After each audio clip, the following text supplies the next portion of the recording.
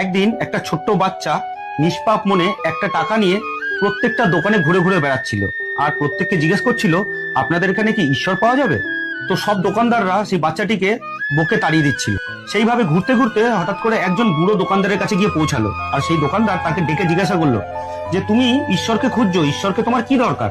তখন বাচ্চাটি বলল, এই পৃথিবীতে আমার মা ছাড়া আর কেউ নেই, আমার মাই আমাকে খাওয়ায়, কিন্তু আমার মা এখন খুব অসুস্থ, আমার মা হাসপাতালে ভর্তি, আর ডাক্তার বলেছে যে একমাত্র ঈশ্বরই তোমার মাকে ভালো করতে পারবে। আমার মায়ের যদি কিছু হয়ে যায় তাহলে আমাকে কে খাওয়াবে? তখন বুড়ো লোকটি তার কথা শুনে তার থেকে একটা টাকা নিয়ে তাকে একটা গ্লাসে একটু জল দিল, দিয়ে বলল যে তুমি যাও, গিয়ে এই জলটা তোমার মাকে খাইয়ে দাও, তোমার মা সুস্থ হয়ে যাবে।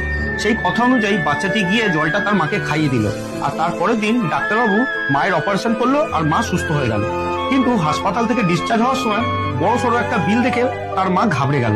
তখন ডাক্তারবাবু এসে বলল, কোনো সহৃদয় ব্যক্তি এসে আপনার এই বিলটা মিটিয়ে দিয়ে গেছে, আর আপনাকে একটা চিঠি দিয়ে গেছে। সেই চিঠিতে লেখা ছিল যে ধন্যবাদ দেওয়ার দরকার নেই, আর যদি কৃতজ্ঞতাই জানাতে হয় তাহলে নিজের ছেলেকে জানান, যে 1 টাকা নিয়ে ভগবানকে খুঁজতে বেরিয়েছিল। তার মনে বিশ্বাস ছিল যে সে ঠিক ভগবানকে খুঁজে পাবেই। তো ভগবানকে পাওয়ার জন্য কোটি টাকা দানের কোনো প্রয়োজন হয় না, মনের মধ্যে ভক্তি আর বিশ্বাস থাকলেই ভগবানকে পাওয়া যায়। বুঝতে পারলে?